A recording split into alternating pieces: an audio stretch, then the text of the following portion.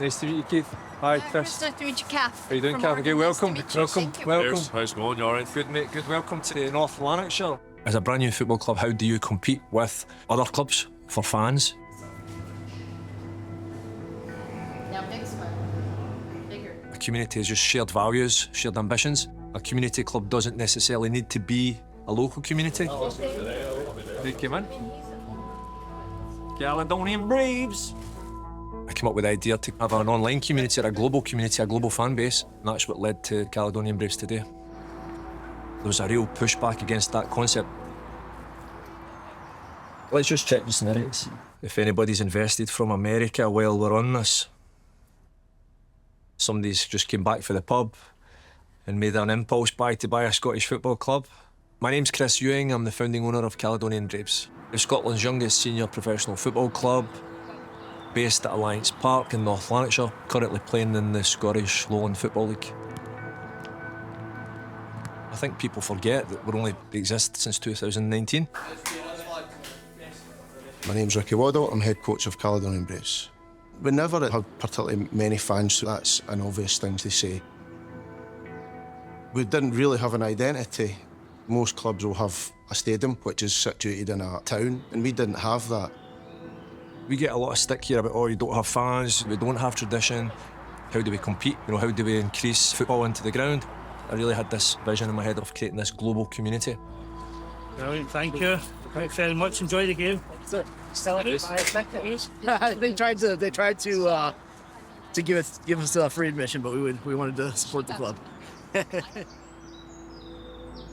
My name is Keith Schofield Broadbent. I'm from Baltimore, Maryland. My name's Dean Muirhead, and I'm from Houston, Texas. My name is Kath Robinson, and I'm from Portland, Oregon, in the United States. My name is Terrace and I'm from Belfast, Northern Ireland. We set about trying to involve people in the club from around the world. Nice to meet you. People can actually invest in the club for as little as $100. If they invest more money, they get more perks. All right, guys, just bring a minute to say hello and wish you guys all the best for the game, okay? Go get him today. That's your assignment. Go get them! Go Braves! We have over 6,000 donors from 53 different countries. We stream games live across the world. We've raised over $2 million. We get owners from all over the world come in to visit the Braves and come to Alliance Park, and we ask them just to put a little pin just in where they come from. In America, they're all crazy about their merch, you know, so that's something that we're working on. Awesome, man. It's totally awesome, dude. I feel like I'm being... I'm an engineer at the Johnson Space Center at NASA.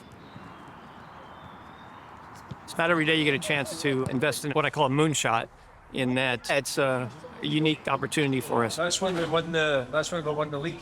Okay. I support Newcastle, go Geordies. I support Real Madrid because of Luka Modric, and obviously Caledonian Braves. This is my first time to see a Braves match. I'm a recent investor. I was, wary of the fact that so many clubs have a strong tradition and, local supporters. Anytime someone brings in a new financial model in football, there's always someone who's not going to be happy about it. Today, we're playing Linlithgow Rose, a very traditional football club. They're probably the polar opposite from ourselves, attached to a good-sized town. They get a really good support base. Other supporters just don't like us for whatever reason. Linlithgow Rose, like most of the clubs at this kind of level, are very much a community-based club, whereas Caledonian Braves community is obviously entirely different. It's an investor community. It's not something I'm keen on seeing in the Lowland League. Football clubs should represent their community, and this is a nomad team.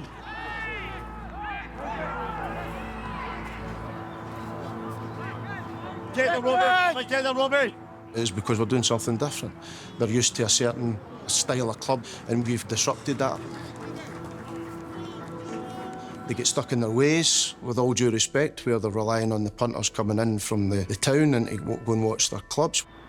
I read something on the internet about Caledonian Braves. Says, we have no fans, but we don't care. They need fans to support the club.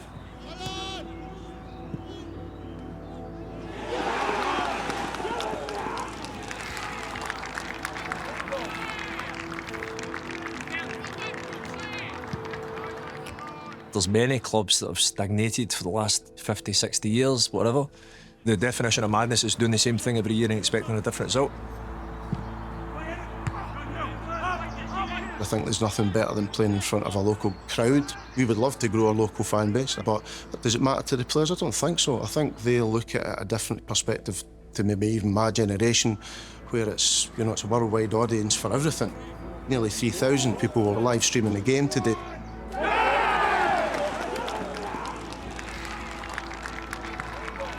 Ultimately, the end game is to be promoted. If 3, 4, 5, 6 years' time we're still a lone league team, then you could argue that, you know, it hasn't been successful.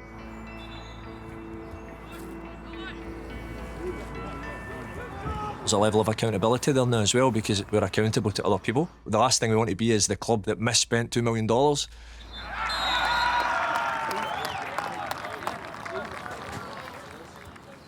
Yeah, it was a loss. We had so many good passing combinations and so many shots on goal. It's just sometimes it's that match.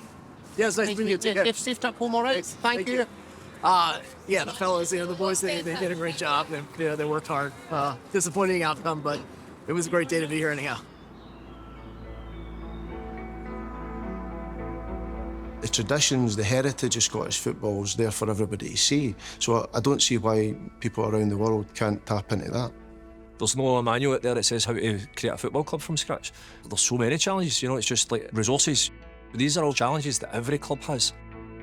We have 6,000 owners.